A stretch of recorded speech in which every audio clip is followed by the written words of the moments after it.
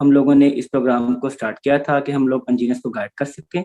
Same as it is इस चीज़ को continue करते हुए आज हमारे साथ सैयद मुजाहिद अब्बास साहब ऑस्ट्रेलिया से हमारे साथ मौजूद। इंशाल्लाह इस वेबिनार के अंदर हम इंजीनियर्स के लिए ऑस्ट्रेलिया में क्या अपॉर्चुनिटीज़ हैं और कैसे फ्रेश ग्रेजुएट्स ऑस्ट्रेलिया जाकर अपना जो फ्यूचर है ऐसे कंटिन्यू कर सकते हैं।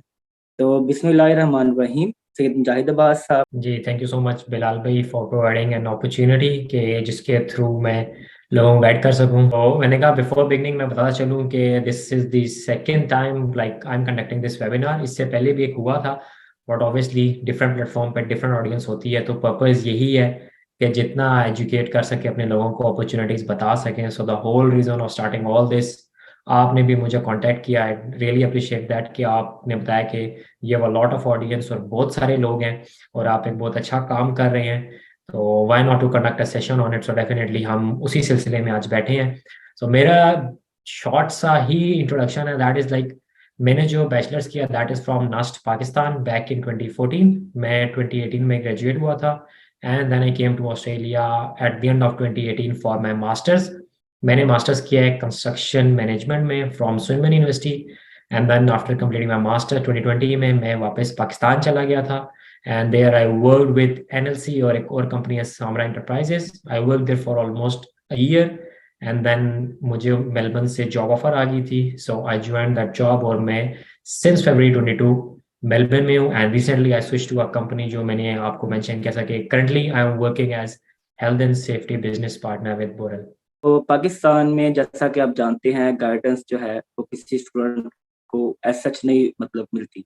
जैसा कि मैं भी पढ़ता था, तो मैंने ग्रेजुएशन की तो उसके बाद मुझे बिल्कुल भी आइडिया नहीं था कि ये 476 भी था। तो मैंने रिसेंटली आपकी यूट्यूब वीडियोस देखी थी, तो वहाँ से मुझे आइडिया हुआ कि ये क्या है, तो मैंने आपको कॉन्टैक्ट किया। तो बस फिर मेरे माइंड में यही आया कि हम लोगों को गाइड कर सकें। तो what is 476 visa? Most of the Pakistani ask this question, so kindly please elaborate this. 476 visa अगर हम इसकी एज पर होम अफेयर्स जो इमिग्रेशन डिपार्टमेंट ऑस्ट्रेलिया उसकी अगर ट्रांसलेशन करूं, that's a skill recognised graduate visa.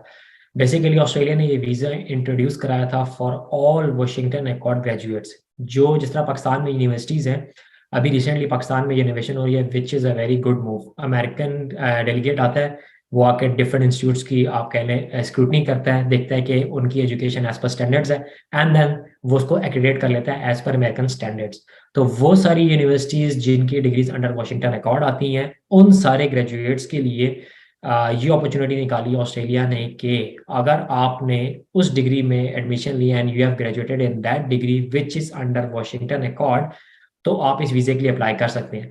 इस वीजे का इन शॉर्ट अगर मैं फायदा बताऊं तो ये है कि सबसे सस्ता जो तरीका है ऑस्ट्रेलिया आने का, वो ये है कि 476 वीजे के ऊपर आप ऑस्ट्रेलिया आ सकते हैं।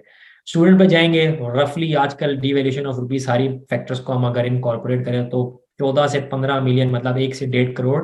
जो मैं कहूँगा ऑब्वियस सी बात है, पाकिस्तान के हालात ऐसे हैं तो हर बंदा उसको अफोर्ड नहीं कर सकता। ऑलमोस्ट 90 to 95% पब्लिक अफोर्ड नहीं कर सकती। And those people who can afford, वो इतने इंटरेस्टेड नहीं होते कि हमें बाहर जाना चाहिए, उनकी जिंदगी पाकिस्तान में अच्छी गुजर रही होती है। सो जो यहाँ पे आके चीज़ पे मुझे फील हुई वो ये हुई कि जिस तरह दूसरे कंट्रीज हैं, डेफिनेटली इंडियन कम्युनिटी या श्रीलंकन कम्युनिटी है, वो एक दूसरे को सपोर्ट करते हैं। So we technically lack this aspect. Reason यही है कि हम एक्सचेंज ऑफ इंफॉर्मेशन उतना फ्रीक्वेंट नहीं रख पाते जिस तरह मुझे अपॉर्चुनिटी मिली। So I grab that one, मैं कहूँगा यार मैं अपने पास रखूंगा, मैं किसी दूसरे को नहीं बताऊंगा। जबकि अगर मैं इसको शेयर आउट करूंगा तो हो सकता है मेरे से किसी दो चार लोगों को फायदा हो जाए। So the whole reason of starting all this यही था कि मैं अपने कंट्री को स्पेसिफिकली मैं बात करूंगा, ऑल्दो बहुत सारे लोग इससे बेनिफिट ले रहे हैं, बट मैं चाहता हूँ कि जो हमारी कम्युनिटी है स्पेशली एज अ पाकिस्तानी, वो ग्रो करे। क्योंकि बीइंग ऑनेस्ट अभी रिसेंटली जो मेरा 3-4 महीने में इंटरेक्शन हुआ with people, they are very very talented, very skilled, but unfortunately lack of information. फिर जो एजेंट्स का माफिया बैठा है पाकिस्तान में, वो लोगों को ग्रो नहीं करने देता। They are just after their 2-3-4 lakh के पीछे, वो गाइड नहीं करेंगे। वो कहेंगे विजिट पे चले जाओ, स्टूडेंट पे चले जाओ, because they have their cuts. आप स्टूडेंट पे आएंगे तो आपकी फीस का एक स्पेसिफिक कट होता है जो यूनिवर्सिटी से एजेंट को मिलता है। So they are technically after that. आप 476 पे आएंगे, आपने 2-4 लाख रुपए दे दिए, आफ्टर दैट एजेंट को कुछ नहीं मिलेगा। So that's why they don't prefer you to go on this visa.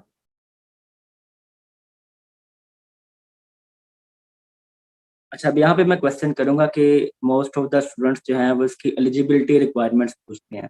तो डिफरेंट वीजास के लिए डिफरेंट रिक्वायरमेंट्स हैं। इसके लिए एज सच कोई जनरल स्पेसिफिक रिक्वायरमेंट है? अगर है तो काइंडली वो भी बता बिल्कुल है। इसी ये जिस तरह मैंने बताया कि अगर तो आपने वो डिग्री की है जो वाशिंगटन अकॉर्ड से एक्रेडिटेड है, तो you are eligible for this visa. ये लिस्ट आपको पीईसी की वेबसाइट पे मिल जाएगी। दो लिस्ट हैं बेसिकली, लेवल 1 और लेवल 2।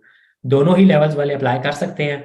वो डिफरेंस क्यों है, क्या है, आगे चल के वो पीआर में आपको इशू क्रिएट करता है। इशू इन सेंस कि आपने जब स्किल असेसमेंट की तरफ जाना होता है, so that's a different domain.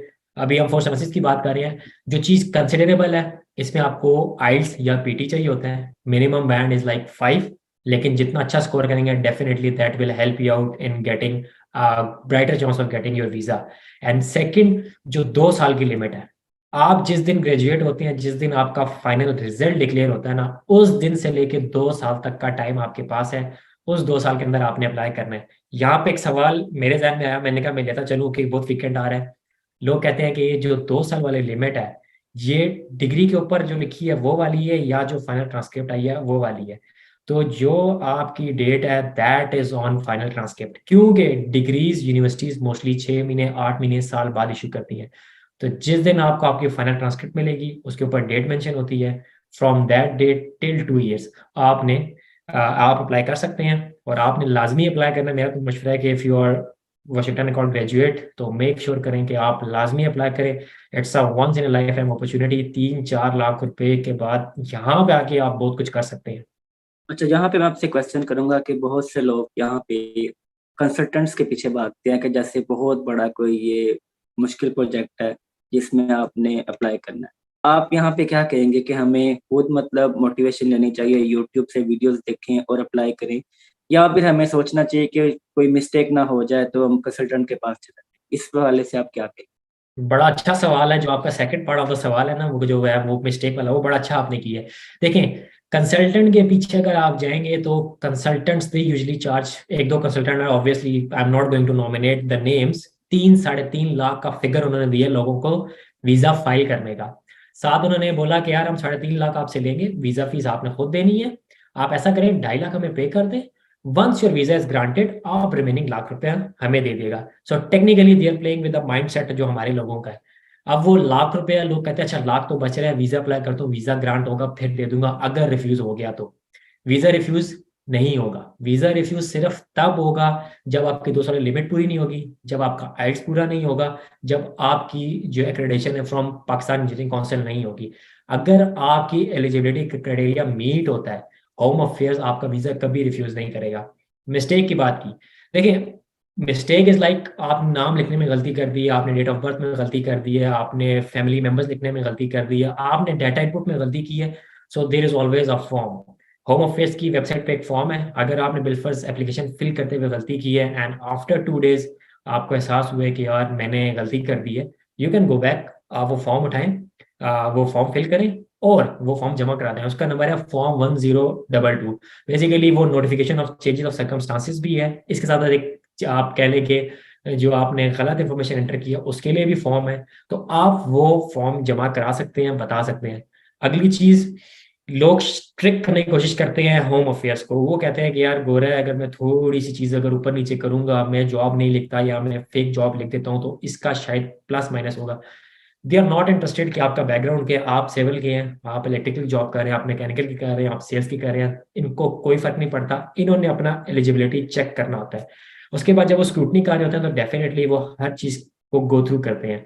अगर आपसे गलती होती है ना, या आपकी कोई चीज मिसिंग होती है, वो हमेशा आपको अपॉर्चुनिटी प्रोवाइड करते हैं। वो आपको एक ईमेल भेज देंगे कोरेस्पॉन्डेंस के, आपके पास 28 डेज हैं, आप इसको क्लियर कर दें या आप सपोर्टिंग डॉक्यूमेंट प्रोवाइड कर दें। तो अगर आप वो प्रोवाइड कर देंगे तो मेरा नहीं ख्याल कि कोई सवाल बचता है कि आप एजेंट्स को पैसे दें और एजेंट के थ्रू अप्लाई करें। It's very easy.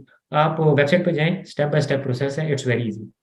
अच्छा, अब यहाँ पे एक मेरा क्वेश्चन है कि यहाँ पे मोस्ट ऑफ द स्टूडेंट्स कहते हैं कि ये जो वीज़ा है ये आपको 18 मंथ के लिए ग्रांट होता है, तो 18 मंथ्स के बाद आपको वापस आना पड़ेगा। लेकिन अब यहाँ पे क्वेश्चन ये है कि क्या ऐसा पॉसिबल है कि अगर कोई स्टूडेंट 476 वीज़ा पे ऑस्ट्रेलिया आता है तो उसके पास कोई पीआर का पाथवे अवेलेबल है कि वो अपना जो स्टे है उसको एक्सटेंड कर सके? इस हवाले से बता दें, क्योंकि मोस्ट ऑफ द स्टूडेंट्स ने प्रीवियस ईयर में इसलिए अप्लाई नहीं किया, तो ये जस्ट 18 मंथ्स की एक हेक्टिक रूटीन है और इसमें और कुछ भी नहीं है। तो काइंडली इसको भी जरा एलाबोरेट। यार मैं दो बातें करूंगा, एक तो सवाल की तरफ आऊंगा, लेकिन उससे पहले एक बात करूंगा। तो शायद अगर किसी की अम्मी अब्बू देख रहे होंगे तो कहेंगे बंदा जो है ना, वो बंदे को बाहर बुलाने के चक्करों में जो ऑस्ट्रेलिया आता है ना, ये रूल है कि जो ऑस्ट्रेलिया आता है वो इतनी आसानी से वापस नहीं जाता। There are always ways. बाकी जहां तक आपने बात की कि 476 को पीआर में कन्वर्ट करने की, मेरे अपने बैच के 7 से 8 लोग यहाँ पे हैं एंड 4 से 5 पीआर ले चुके हैं। उसमें पीआर का प्रोसेस होता है, आप पाकिस्तान बैठ के अप्लाई कर सकते हैं। वो जो प्रोसेस है that is same for everyone. आप ऑन शोर आके अप्लाई करें या आप ऑफ शोर आके अप्लाई करें, अगर आप एलिजिबिलिटी कर रहे हैं, मीट कर रहे हैं, आप एक्सप्रेशन ऑफ इंटरेस्ट देते हैं एंड देन वो उसके ब्याह पे आपको इनवाइट करते हैं। तो 18 महीने के बाद क्या, ये बड़ा सवाल आ रहा है। 18 महीने के बाद दो ऑप्शन बचती हैं, एक स्टूडेंट पे चले जाएं, इन the mean time PR apply कर दें, पीआर आती है तो वेल एंड गुड, नहीं तो if you are able to secure some job, अगर आपको जॉब मिल जाती तो मोस्ट ऑफ द टाइम यहाँ पे ऐसे एम्प्लॉयर्स हैं जो आपको एम्प्लॉयर स्पॉन्सरशिप तरफ ले जाते हैं। तो उसमें भी दो तरह की है, एक टेम्पररी होती है, एक परमानेंट होती है, दैट हैज डिफरेंट क्राइटेरियाज। तो टेम्पररी वाली भी 2 से 4 साल की होती है और फिर परमानेंट तो आप इनके सिटीजन बन जाते हैं। अब मैं आपसे ये क्वेश्चन करूंगा कि मोस्ट ऑफ द स्टूडेंट्स से पूछते हैं, जो पीआर के पाथवेज हैं उसमें एक 189 वीजा है, 190 है, 491। इसको काइंडली शॉर्ट सा इलेबोरेट कर दें ताकि स्टूडेंट्स को आइडिया हो जाए कि उनके पास जब वो 476 वीजा के ऊपर आते हैं तो इसके लिए उनके पास क्या अपॉर्चुनिटी अवेलेबल है। ठीक है, बेसिकली 189, 190, 491 ये तीनों जो स्ट्रीम्स है ना, ये अब पॉइंट बेस होती हैं। पॉइंट हर इंडिविजुअल का अपना होता है, जिसमें आपकी एज आती है, आपकी क्वालिफिकेशन आती है, इंग्लिश लैंग्वेज आती है, आपका मैरिज स्टेटस आता है, फिर ऑस्ट्रेलियन स्टडी आती है। तो बेसिकली 189 होता है कि टोटली आपका अपना स्कोर, और वो इमिग्रेशन ऑस्ट्रेलिया जो होम अफेयर्स है वो डायरेक्टली आपको नॉमिनेट करता है कि आप अप्लाई कर दें फॉर पीआर। जबकि 190 में स्टेट्स इन्वॉल्व होती हैं। स्टेट्स आर लाइक प्रोविंसेस, जरा पाकिस्तान के प्रोविंसेस हैं, इस तरह ऑस्ट्रेलिया की 8 स्टेट्स हैं। हर स्टेट्स को हर साल कोटा नॉमिनेट होता है कि आप इतने इमिग्रेंट्स या इतने स्किल्ड लोगों को बुला सकते हैं। तो उसमें होता है कि जो आपके अपने पॉइंट्स होते हैं plus 5 points from the state side, वो आपको 190 में मिल जाते हैं। जबकि 491 रीजनल, रीजनल इज लाइक गांव का इलाका। रीजनल में भी बेसिकली इनके जो आबाद शहर है लाइक मेलबर्न, सिडनी, ब्रिस्बेन, उसके अलावा ऑस्ट्रेलिया एरिया में बहुत बड़ा है, तो इन्होंने लोगों को आबाद करने के तरीके निकाल लिए हैं। तो ये कहते हैं कि आप रीजन में चले जाएं, रीजन विल नॉमिनेट यू, तो रीजन आपको 15 पॉइंट एक्स्ट्रा देगा। छोटी सी एग्जांपल देता हूँ, अगर मेरे 189 के लिए पॉइंट 75 है तो 190 के लिए मेरे पॉइंट्स जो है वो 80 हो जाएंगे, और 491 के लिए मेरे पॉइंट्स हो जाएंगे 90। तो on the basis of that जो भी राउंड चलेगा, जिस भी स्टेट को उस स्पेसिफिक ऑक्यूपेशन की जरूरत है, वो उस ऑक्यूपेशन को देखेगी, अपने एक्सप्रेशन ऑफ इंटरेस्ट देखेगी, पॉइंट चेक करेगी, जो हाईएस्ट पॉइंट्स वाले होंगे उनको इनवाइट चला जाएगा। लेकिन अगर उनके पास एक सीट है और दो बंदे सेम पॉइंट्स पे बैठे हुए हैं, तो उस पर वो जाके देखेंगे कि किस बंदे ने हमें पहले एक्सप्रेशन ऑफ इंटरेस्ट शो किया था। तो जिसकी एप्लीकेशन पुरानी होगी वो उसको नॉमिनेशन भेज देंगे एंड देन ही और she can launch the visa. अच्छा, यहाँ पे मेरा एक क्वेश्चन है कि मोस्ट ऑफ द स्टूडेंट्स ये क्वेश्चन पूछते हैं कि जब हम वीज़ा लॉन्च करते हैं उसके बाद हमें कुछ डॉक्यूमेंट्स जो हैं उनके ऊपर होल्ड रखना चाहिए। जब S56 आए उसका वेट करते हैं, S56 आएगा तो डॉक्यूमेंट्स अपलोड करें। क्योंकि मैंने देखा है जो मोस्ट ऑफ द कंसल्टेंट्स है ना, उन्होंने ये एक ट्रेंड बनाया हुआ है कि आपने फॉर्म 80 को अपलोड नहीं करना अनलेस अनटिल के जब तक आपको S56 नहीं आता। इस हवाले से भी काइंडली स्टूडेंट्स को बता दें कि ये क्या मामला चल। ठीक हो गया। या फॉर्म 80 की अगर मैं अपनी बात करूं, तो जब मैंने नेशनल वीजा फाइल किया था, फिर मैंने टीआर फाइल की, मैंने अदर वीजा फाइल किया, मैंने फॉर्म 80 जमा नहीं कराया। फॉर्म 80 इज लाइक जो आप एप्लीकेशन ऑनलाइन फिल करते हैं ना होम ऑफिस की वेबसाइट पे, जो फॉर्म 80 है that is similar to that, लेकिन इन मोर डिटेल्स है। वही बात होती है जब आप ज्यादा बारीकियों में जाते हैं तो आप ज्यादा अपने राज खोल देते हैं, तो you are providing good opportunity case officer को कि वो आपको ट्रेक कर जाए। तो मेरा मशवरा सबको हमेशा ही होता है कि don't submit any form unless they ask. ऐसा नहीं है कि सबसे पूछेंगे। बहुत सारे केसेस ऐसे हैं कि जिसमें सीधा आपको ग्रांट आ जाता है, आपसे नई मजीद डॉक्यूमेंट्स मांगे जाते हैं। फॉर्म 80 सिर्फ तब मांगा जाता है जब आपने कोई इन्फॉर्मेशन एंटर की है, लाइक आई मेंशन कि अगर उनको कंफ्यूजन होगी तो आपसे क्लैरिफिकेशन के लिए मांग सकते हैं। उसके अलावा जरूरी नहीं है। एजेंट्स इसीलिए करते हैं क्योंकि फॉर्म 80 अगर आप खोल के देखेंगे आप कहेंगे यार इतना लंबा फॉर्म है यार, इसको कौन बैठ के फिल करे, कौन को करे। सो एजेंट ने बेसिकली जस्टिफाई करना होता है, like if I am charging you 3 lakh, तो उस 3 लाख में मैं कुछ तो करूंगा, so that formality is like justification of that 3 lakhs। तो मैं कहूंगा कि जितना कम और जितनी एक्यूरेट इन्फॉर्मेशन दे सकते हैं, गो फॉर दैट, इंशाल्लाह वीजा ग्रांट में कोई इशू नहीं होगा। अच्छा, एक क्वेश्चन और भी आता है कि अगर किसी का वीजा ग्रांट होगा तो उसके बाद जो उसको प्रैक्टिस स्टैंप है वो लगवा लेनी चाहिए या नहीं लगवानी यार अब बात ऑन एयर जा रही है और ये सवाल बड़ा ट्रिकी सवाल है। तो इसमें प्रोटेक्टर सेम देखें, अगर तो प्रोटेक्टर सेम की बाय डेफिनेशन जाए थ्रू हमारी डिपार्टमेंट ऑफ इमिग्रेशन के, वो कहते हैं प्रोटेक्टर सेम हर वर्क वीजे वाले को चाहिए। जो भी वर्क वीजे वाला, क्योंकि बहुत सारे लोग दुबई जाते हैं, सऊदीया जाते हैं वर्क के लिए, तो उनको लगवानी चाहिए। 476 में बहुत सारे लोग लगवा के आते हैं, बहुत सारे नहीं लगवा के आते। अब FIA जो चेक करती है प्रोटेक्टर सेम, वो भी इस चीज में क्लियर नहीं है। वो यही होता है कि उनके मूड के ऊपर होता है, अगर उनको चाहिए स्टैम्प तो वो कहेंगे मैं स्टैम्प चाहिए, अगर उनको नहीं चाहिए तो they can say okay you can go. यहाँ मैंने एक वीडियो भी बनाई थी जो मैंने अपलोड की थी, मैंने कहा देखें लड़ने की बात नहीं है, यू हैव टू जस्टिफाई। हमारा मसला ये है, जिस तरह हम एक रास्ता देख के चल पड़ते हैं, वी नेवर क्वेश्चन एनीथिंग। ये हमारे सब कॉन्टिनेंट का ना आप कह लें सॉर्ट ऑफ कल्चर है, हम सवाल नहीं करते। अगर आपसे वो पूछ रहे हैं, आप उससे सिर्फ पूछे कि why should I be needing this for protector सेंट, वो आपको बताएगा कि ये आपको चाहिए होती है वर्क के लिए। अच्छा, अगर आप उसकी रिक्वायरमेंट में जाएंगे ना, तो आपको एम्प्लॉयर कॉन्टैक्ट चाहिए, डिटेल्स चाहिए, हर चीज चाहिए। आप पाकिस्तान से ऑस्ट्रेलिया आ रहे हैं, आपके पास जॉब नहीं है, आप कॉन्टैक्ट शो नहीं करा सकते, आप चीजें शो नहीं करा सकते। और जो 476 वीजा है, कहीं नहीं लिखा it's a work visa, it's a skilled recognised visa. आप उसको बोलें कि इसका टाइटल भी यही है, आई हैव नो वर्क, मैं जा रहा हूँ ऑस्ट्रेलिया, मेरी जॉब लगेगी, नेक्स्ट टाइम जब मैं आऊंगा तो इंशाल्लाह मैं प्रोटेक्शन लगवा के जाऊंगा, बिकॉज बाय दैट टाइम मेरे पास डॉक्यूमेंट्स पूरे होंगे। बट बाय हुक और बाय क्रोक लोग लगवा लेते हैं, वो कहते हैं कि यार कौन हडल अपने लिए पैदा करे एयरपोर्ट के ऊपर, so they are going for that. तो जो लगवा लेते हैं दैट्स देयर कॉल। मेरा मशवरा होता है कि वी शुड एजुकेट, क्योंकि जो लोग खड़े उन बेचारों को भी नहीं पता, इसमें कसूर उनका भी नहीं है। We should educate because I just want कि हम एज अ कंट्री ग्रो करें। अच्छा, यहाँ पे एक क्वेश्चन और बच्चे भी पूछते हैं कि जब आपका 476 वीजा ग्रांट हो गया तो कहाँ पे लैंड करना चाहिए, मेलबर्न में, सिडनी में, या फिर रीजनल एरियाज में? इसके हवाले से भी बता दें क्योंकि बहुत ज्यादा क्वेश्चन ही आते रहते आपने अपना होमवर्क जो है वो बिल्कुल पूरा किया है, सवाल आप बिल्कुल वो पिन पॉइंट कर रहे हैं जो आते रहते हैं। अच्छा, जहां तक बात रही कि कहाँ आना चाहिए, लोग पूछते हैं, लोग कहते हैं रीजन, मैं रीजन में चला जाऊंगा, रीजन एरिया में जाके रह लूंगा, मैं मेलबर्न नहीं आता, सिडनी नहीं आता, ऑलरेडी ओवर क्राउडेड है, अकोमोडेशन के इश्यूज है, जॉब के इश्यूज हैं। अकोमोडेशन और जॉब्स के इश्यूज ऐसी बात नहीं है कि सिर्फ इन दो शहरों में, that's similar all around Australia. और इश्यूज का मतलब ये नहीं है कि आपको नहीं मिलेगा, you just have to put in a lot of extra effort to get the job और टू गेट द अकोमोडेशन। अभी रिसेंटली बहुत ज्यादा अकोमोडेशन अवेलेबल है ग्रुप्स में डिफरेंट, तो लोग वहाँ पे ग्रेस्प कर सकते हैं।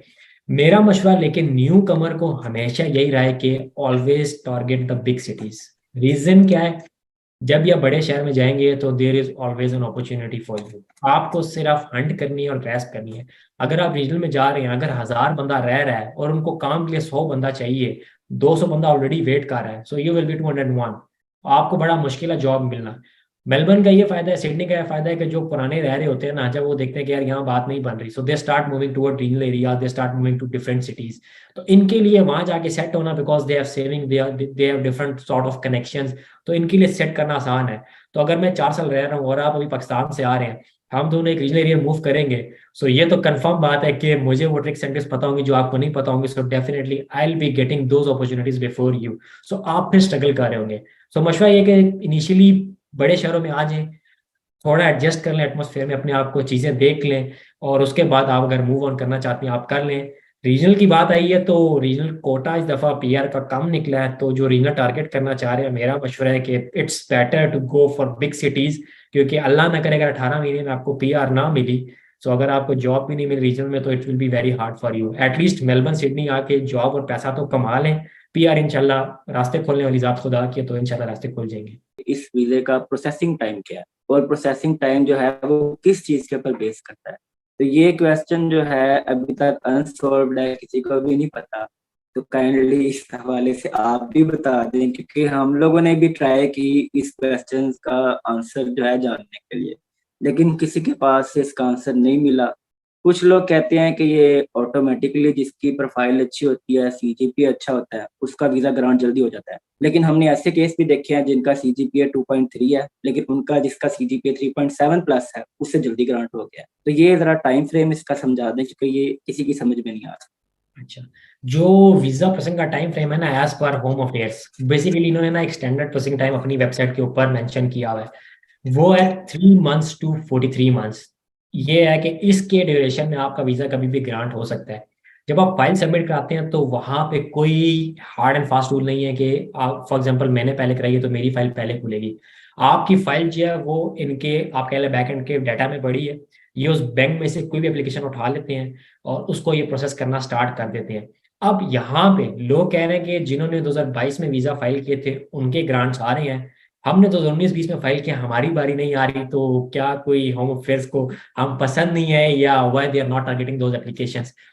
इनके ऊपर बिकॉज ऑफ कोविड ऑस्ट्रेलिया 2 साल बंद रहा, वो एक बड़ा इश्यू क्रिएट रहा, बैकलॉग अच्छा खासा है, प्रेशर अच्छा खासा है। उस चक्कर में ये कोशिश कर रहे हैं कि जितनी एप्लीकेशन आ रही है ना उनको प्रायोरिटाइज करें। अभी करंट सिनेरियो में 3 से 9 महीने के बीच में ये लोग 476 वीजे का ग्रांट दे रहे हैं, लोगों को 4-4 महीने में भी ग्रांट आया है। So it all depends on the luck, और फिर केस ऑफिसर कब किस तरह पिन पॉइंट कर रहा है। अच्छी खबर 476 वालों के लिए ये है कि ये वीजा फिलहाल प्रायोरिटाइज हुआ है, तो होम अफेयर्स इस पे बड़ा फोकस करके बैठी हुई है, सो बहुत अच्छे और बहुत जल्दी ग्रांट्स दे रही है। सो अगर आप इन दिनों में अप्लाई करें तो you can expect with in a year कि आपका इंशाल्लाह ग्रांट आ जाएगा। 19-20-21 वाले वो हमारी तरह बैठ के दुआ कर सकते हैं कि उनकी फाइल किस टाइम ओपन हो and then they can go for the grant. अच्छा, यहाँ पे ना एक बड़ा इंटरेस्टिंग सा क्वेश्चन है। कुछ कंसल्टेंट्स यहाँ पे क्लेम करते हैं कि उनके पास कुछ लॉयर्स हैं जो वहां से भी आपका प्रोसेसिंग टाइम को फास्ट करते हैं, और कुछ कंसल्टेंट कहते हैं कि वो ऐसी इंफॉर्मेशन बीच में ऐड करते हैं आपकी प्रोफाइल में जिससे आपकी प्रोफाइल ऑप्टिमाइज होती है। तो ऐसे वो लोग बड़े लोगों को मतलब लूट रहे हैं। तो इस बारे में आप क्या कहेंगे? क्योंकि होम अफेयर्स का हमने यही पढ़ा हुआ है कि होम अफेयर्स का किसी के साथ कोई ताल्लुक नहीं होता, लेकिन कुछ कंसल्टेंट्स ये क्लेम करते हैं, तो इनका क्या करते ये वही बात है, कंसल्टेंट के पास ना ट्रिक्स होती है लोगों की साइकी से खेलने की। अब आप इंतजार कर रहे हैं तो आप कहेंगे यार साल की जगह 6 महीने में ग्रांट आ जाए, तो वो आपके ना इस तरह प्ले करते हैं।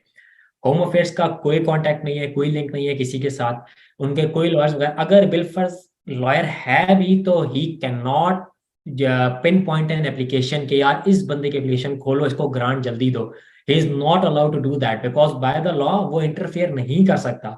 जो केस ऑफिसर्स हैं उनको भी नहीं पता होता कि वो किसकी ये फाइल कब ओपन करेंगे, कहाँ ओपन करेंगे, कैसे ओपन करेंगे। वो रैंडम फाइल्स पिक करते हैं, उस फाइल्स को प्रोसेस करते हैं, उसके अकॉर्डिंग ग्रांट देते हैं। यहाँ पे अभी मेरी एक वीडियो, इस ऑब्वियस सी बात है इस सेशन के बाद आनी थी, ऑलरेडी बन चुकी है, प्रोसेस थी, उसमें मैंने बात की थी। अगर तो कोई एजेंट इस तरह क्लेम करता है कि यार हमारा लॉयर जानने वाला है and he can help you with a grant, और आपका टाइम जल्दी करवा देगा, तो यार मेरा मशवरा है कि आप उस एजेंट को कहें कि आई एम हैप्पी टू पे यू डबल अमाउंट, लेकिन आप अपने लॉयर से बात करके मुझे पीआर दिलवा दें। अगर आपके लॉयर के इतने ताल्लुकात होम अफेयर्स के अंदर हैं तो मैं आपको 3 टाइम्स पे करने को तैयार हूँ। आप काइंडली मुझे पीआर दिलवा दें एंड आई हैप्पी टू पे दैट। ऐसी कोई बात नहीं है, कोई कांटेक्ट नहीं है, किसी के कोई ताल्लुकात नहीं होते हैं, होम अफेयर्स ने प्रॉपर लिखा हुआ है। इवन अगर आप होम अफेयर्स कॉल भी करते हैं ना, अगर आपकी वीजा एप्लीकेशन इन प्रोसेस है, आप कॉल करेंगे तो what they can do is आपकी वीजा के नंबर के अगेंस्ट वो चेक कर लेंगे, सिर्फ बता देंगे कि this is with in the standard framing time और ये प्रोसेसिंग टाइम कब पूरा होगा, और हम आपको इससे ज्यादा कुछ नहीं बता सकते because this is something confidential जो केस ऑफिसर्स के हाथ में होता है, ये किसी के हाथ में नहीं है। हैं? जिन लोगों को अभी तक 476 वीजा ग्रांट हो चुके हैं इस मंथ में और प्रीवियस मंथ, और उन्होंने अब ट्रैवल करना है, तो उन स्टूडेंट्स के माइंड में क्वेश्चन होता है कि ऑस्ट्रेलिया कैसा है, उसका एनवायरनमेंट कैसा है। तो इसके ऊपर भी थोड़ी सी रोशनी डाल दें ताकि जो न्यू कमर्स आ रही हैं ऑस्ट्रेलिया में, तो उनको आप बता दें कि यहाँ पे एनवायरनमेंट कैसा environment in sense Australia visa लगने से पहले डिफरेंट है, वीजा लगने के बाद डिफरेंट है, और जिस टाइम एफआई स्टैंप लगा देती है कि you are ready to go now exit Pakistan, तो उस टाइम डिफरेंट है। बाकी जहां तक रही बात यार ऑस्ट्रेलिया की, तो मैं यही कहूंगा कि डेफिनेटली डेवलप्ड नेशन है, बेटर अपॉर्चुनिटीज हैं, शुरू में मुश्किल होगी।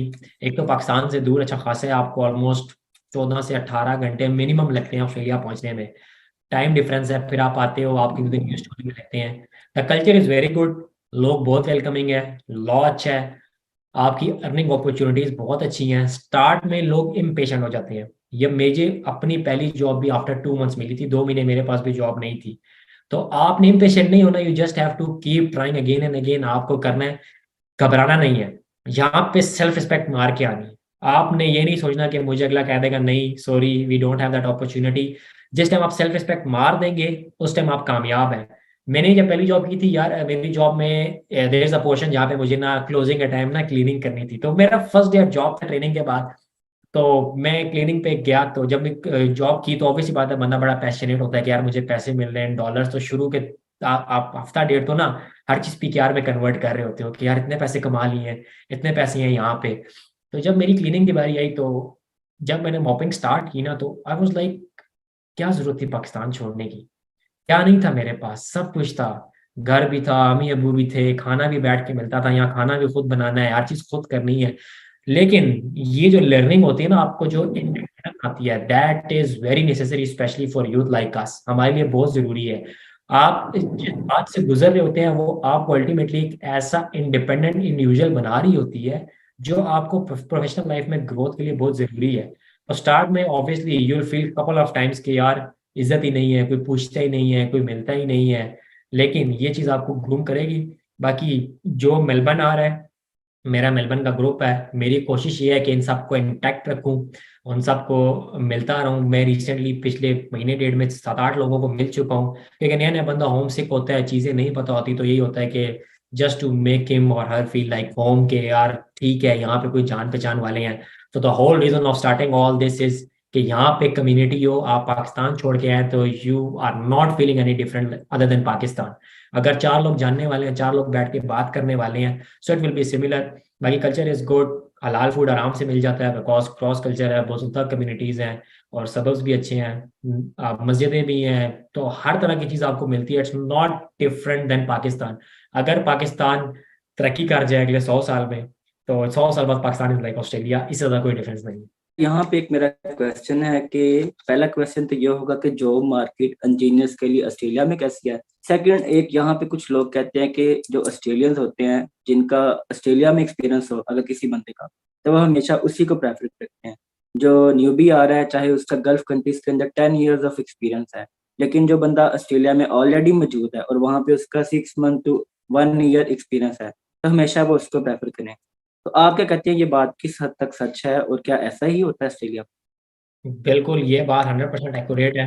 पहली बात, अपॉर्चुनिटीज की, जो इंजीनियर्स की अपॉर्चुनिटीज है, इस time still there are lot of opportunities. इनकी प्रोफेशनल इंडस्ट्री में बहुत सारा गैप स्टिल मौजूद है।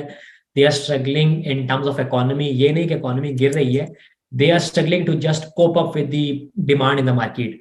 जितना स्टूडेंट आ रहा है, जितना 476 का बंदा आ रहा है, और जितने डिफरेंट वीजास पे लोग आ रहे हैं, they are just targeting odd jobs. लोग प्रोफेशनल जॉब की तरफ नहीं जाते। रिसेंटली एक बंदा 476 पे आया है, with in a span of 2 weeks उसने प्रोफेशनल जॉब हंट कर ली है, एंड माशाल्लाह उसने कल से ज्वाइनिंग देके स्टार्ट कर दी है। बाकी जहां तक रही बात एक्सपीरियंस की, बिल्कुल रीजन ये नहीं है कि उनको बाहर का बंदा पसंद नहीं है।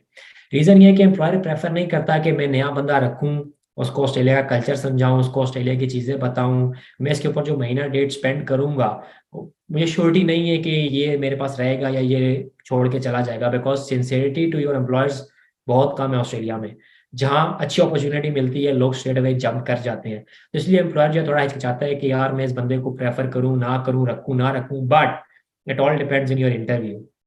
अच्छा, मैं पूछना चाहूंगा कि आपने जैसा कि बताया इंटरव्यू का, तो अभी जिन लोगों ने 476 के लिए अप्लाई किया है, तो यहाँ पे जो उनके पास 6 to 8 months अगर अवेलेबल होते हैं, तो वो उस ड्यूरेशन में अपने आप को कैसे प्रिपेयर करें कि वो ऑस्ट्रेलिया में आके जॉब मार्केट में जब एंटर हों तो अच्छी सी जॉब जल्दी से हंट कर लें। तो जो 6 to 8 months उनके पास अवेलेबल है, इसको वो कैसे यूटिलाइज करें, क्योंकि मोस्ट ऑफ द स्टूडेंट्स कहते हैं कि काश हम पाकिस्तान में ये चीज़ करके आते हैं ऑस्ट्रेलिया में तो हमारे लिए फ़ायदा होता। तो उस रिग्रेट से बचने के लिए आपका एक्सपर्ट ओपिनियन हमें चाहिए, तो इस हवाले से भी गाइड। अच्छा, जो काश है ना, वो एक काश जो है ना वो ड्राइवर लाइसेंस वाली है। If you have the driving license तो majority of the job opportunities आपके लिए खुल जाती हैं। आप 3 साल पुराना होगा उसकी फायदे डिफरेंट है, 1 साल पुराना होगा फ्रेश होगा फायदे डिफरेंट है, बट ड्राइवर लाइसेंस लाजमी होना चाहिए। इतना कर सकें कि आप गाड़ी अपने पर्सनल यूज में ला सकें। तो एज फार एज आप ड्राइवर लाइसेंस ला सकते हैं, so that is very good. आप के लिए जॉब अपॉर्चुनिटीज जो है वो आसान हो जाएंगी और आप आसानी से जॉब अपॉर्चुनिटीज कर सकते हैं। बाकी जहां तक रही बात कि 6 से 8 महीने कैसे वेल करने हैं, हर ऑक्यूपेशन की ऑब्वियसली डिमांड डिफरेंट होती है, हर ऑक्यूपेशन की स्किल्स डिफरेंट होते हैं, लेकिन जो इंटरव्यूज हुए हैं, जो लोगों से इंटरेक्शन हुआ है, जो गोरा डिमांड करता है या ऑस्ट्रेलियन कंपनीज डिमांड करती हैं, वो आपसे दो के तीन चीजें डिमांड करती हैं। ओपन कम्युनिकेशन, आपकी कम्युनिकेशन बहुत अच्छी होनी चाहिए, आपका कॉन्फिडेंस लेवल बहुत अच्छा होना चाहिए, और तीसरा आपकी कमिटमेंट। अगर आप पंक्चुअल हैं, आप कमिटेड है, तो वो आपको जॉब पे रख लेते हैं। रिसेंटली अभी एक दोस्त ने इंटरव्यू दिया, तो कंपनी में डायरेक्टर लेवल की टीम बैठी थी, इंटरव्यू के बाद उन्होंने उससे ही कहा कि देखो, हमें पता है कि तुम्हें कुछ नहीं पता, हम वो तुम्हें सिखाएंगे, but what we want from you is commitment, communication, punctuality. अगर तो ये तीन चीजें आपके अंदर हैं, तो you can easily go for that. In the mean time आप ऑस्ट्रेलिया आ जाते हैं, अपनी रेलेवेंट ऑक्यूपेशन की सर्टिफिकेशंस ढूंढें ऑस्ट्रेलिया में। ये लोकल सर्टिफिकेशंस को, लोकल एक्सपीरियंस को बहुत प्रेफर करते हैं। ठीक है। और यहाँ पे मैं क्वेश्चन पूछना चाहूंगा कि डिफरेंट कंट्रीज का जो टैक्स का सीन होता है कि जितना आप अर्निंग करते हैं तो टैक्स होता है। तो यहाँ पे कुछ पाकिस्तानी कहते हैं कि यूरोप को प्रेफर इतना हम नहीं करना चाहते क्योंकि वहाँ पे 40%, 45% टैक्स है। तो ऑस्ट्रेलिया में टैक्स का क्या सीन है? क्योंकि यहाँ पे लोग बैठ के कैलकुलेट कर रहे होते हैं कि हम ऑस्ट्रेलिया जाएंगे, इतने डॉलर्स कमाएंगे, सारे का सारा हज कर, लेकिन वहाँ पे कुछ टैक्सेस वगैरह और वहाँ पे जो ओवरऑल आपका एक्सपेंडिचर आता है मंथली, उस हवाले से भी बता दें ताकि स्टूडेंट्स को कंप्लीट आइडिया हो कि सिनेरियो ऐसा नहीं है। अच्छा, तो स्टार्टिंग फ्रॉम एक्सपेंस, अगर आप स्टूडेंट हैं या अगर आप सिंगल हैं, तो एक्सपेंस विल रफली गो अराउंड 1000 से 1500 डॉलर के बीच में, इंक्लूडिंग रेंट, ग्रोसरीज, फ्यूल वगैरह। बट अगर आप एज अ फैमिली आते हैं, तो ये एक्सपेंस आपका तकरीबन 2500-3000 तक चला, डबल हो जाता है ऑलमोस्ट, क्योंकि आपको अपार्टमेंट या घर लेना पड़ता है रेंट पे अकेले फैमिली के लिए, या शेयर्ड अकोमोडेशन भी होती है, तो रेंट ज़्यादा होता है मोस्टली। बाकी जहां तक रही बात ऑस्ट्रेलिया में टैक्स की, तो टैक्स के हिसाब से ऑस्ट्रेलिया बड़ा तगड़ा है। पहले 18,000 के ऊपर कोई टैक्स नहीं है, बट आफ्टर 18,000 टिल 45,000 उसके ऊपर जो टैक्स ब्रैकेट है दैट गोज अराउंड 33%। और जैसे आप एक 20 की ब्रैकेट क्रॉस करते हैं, तो टैक्स इज अराउंड 45%। तो टैक्स ऑस्ट्रेलिया में भी ठीक ठाक है। तो इसका मतलब है कि जो $1,00,000 की नौकरी कर है, जो $1.5 लाख की नौकरी कर है ना, उनकी तनख्वाहों में हार्डली आप कहें कि $4-5 पर मंथ का फर्क होता है, because all the rest amount is going to in the tax. कि जो स्टूडेंट्स ऑस्ट्रेलिया आते हैं, तो कुछ लोगों के माइंड में होता है कि बस हमने पाकिस्तान में इंजीनियरिंग किया है, हमारी बहुत बड़ी डिग्री है, तो वहाँ जाके भी हमें इंजीनियरिंग की ही जॉब मिलेगी और हम और जॉब नहीं करेंगे। तो इस हवाले से भी मुझे लगता है कि स्टूडेंट्स के अंदर ये खुशफहमी है कि वहाँ जाके हमें डायरेक्ट जॉब मिल जाएगी। इस हवाले से भी जिन स्टूडेंट्स की ये खुशफहमी है उनको भी काइंडली जरूर दूर करें, और आप वहाँ मौजूद हैं तो अपना ओपिनियन। बिल्कुल, आपकी बात बिल्कुल ठीक है। बहुत सारे लोग हैं, जिस तरह भी बताया, कि आते हैं और वो कहते हैं कि हमें फौरन जॉब मिल जाए और हम फौरन प्रोफेशनल जॉब हंट कर लें। लेकिन हंट दोनों जॉब्स करनी चाहिए, बट ये माइंडसेट एक तरह से गलत है कि मैं जाके सिर्फ इंजीनियरिंग की जॉब करूंगा। हो सकता है 2 महीने आपको जॉब ना मिले, तो उस 2 महीने में यहाँ पे आपको रेंट भी पे करना है, ग्रोसरीज भी लेनी है, अपने एक्सपेंस भी बियर करना है। तो if you have savings, go for it. लेकिन हो सकता है 2-4-6 महीने आपको जॉब ना मिले, तो जॉब के लिए एक ही ट्रिक है, ट्राई ट्राई अगेन। हम लोग एज अ पाकिस्तानी लिंक्डइन को इजी लेते हैं। LinkedIn is very powerful tool in Australia. LinkedIn पे अपनी प्रोफाइल, रिज्यूमे अच्छी बना लें। Recently I shared out my resume in the groups as well, कि आप जाएं, आप आइडिया लें, क्योंकि जो मेरा करंट एम्प्लॉय है, इसने भी मुझे उसी के थ्रू हंट किया था। हम रिज्यूमे में, इट्स नॉट लाइक नॉर्मल कि I have worked with NLC that's it इतने साल के लिए, या I have worked with the previous company इतने साल के लिए। आपने उस जॉब में किया क्या क्या है, you have to mention those technicalities, क्योंकि गोरा is basically after your technicalities. उसको इसमें इंटरेस्ट नहीं होता कि आपने किस कंपनी में कितना टाइम लगाया है, उसको बेसिकली आपने वो स्किल ढूंढना होता है जो उसको रिक्वायर्ड होता है। तो लिंक्डइन है, उसके अलावा सीक और इंडीड है। वहां पे भी जिस तरह सीक पे आप लिंक्डइन पे प्रोफाइल बनाएंगे, make sure make the similar on seek और इंडीड, क्योंकि एम्प्लॉयर्स जो होते हैं मोस्टली, और जो एजेंसीज रिक्रूट कर रही होती हैं, वो इन आप कह लें सोशल मीडिया प्लेटफॉर्म्स या डिफरेंट प्लेटफॉर्म को टारगेट कर रही होती हैं। तो most of the times if you are very good, आपकी प्रोफाइल अच्छी है, तो they will definitely approach you themselves. अच्छा, यहाँ पे अब मैं आपसे एक ना फनी क्वेश्चन पूछूंगा। मैं आपके वेबिनार के लिए क्वेश्चन जो है वो कलेक्ट कर रहा था। तो किसी ने मुझसे पूछा कि हम वहां जाके शादी कर सकते हैं और क्या ये हमारा पीआर का पाथवे बन जाता है? तो काइंडली इस बारे में भी बता दें, पाकिस्तान का ये most of the favourite question है। बिल्कुल, आप आए, आपको अगर कोई गोरी मिल जाती है, या बिलफर्ज अगर पाकिस्तानी हैविंग पासपोर्ट ऑस्ट्रेलियन मिल जाए, तो you can apply partner visa. Partner visa है। ऑनशोर आगे शादी करने का फायदा ये होता है कि यहाँ बताता चलूँ कि अगर बिलफर्ज आपका 476 एक्सपायर हो रहा है, स्टूडेंट एक्सपायर हो रहा है और आपका पार्टनर वीजा या कोई और वीजा इन प्रोसेस है, so you get a bridging visa. Bridging visa is like a document from home affairs जो आपको लीगली अलाउ करता है कि आप ऑस्ट्रेलिया में रह सकते हैं। डिफरेंट वीजाज ब्रिजिंग के भी हैं, डिफरेंट कंडीशंस के ऊपर है, बट टेक्निकली आप कह लें it's a bridging between two visas.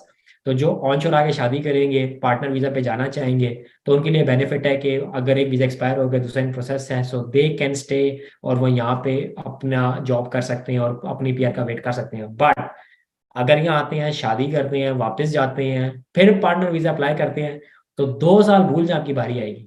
2 साल तो मिनिमम प्रोसेसिंग टाइम है उस फाइल को ओपन होने का। सो 2 से 3 साल लगते हैं पार्टनर वीजा की प्रोसेसिंग में।